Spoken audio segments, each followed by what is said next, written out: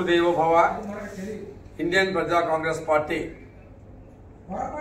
ఈరోజు హైదరాబాద్లో అబిడ్స్లో కార్యకర్తల సమావేశం నిర్వహించడం జరిగింది. ఇందులో మా పార్టీ తరఫున ఈ ప్రజలకు విన్నవిస్తున్నాము.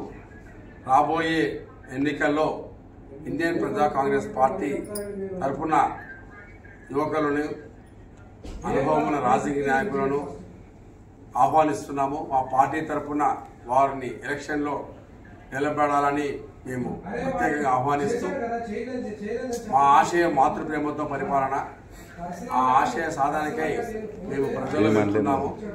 ఈ నేపథ్యంలో అందరూ కూడా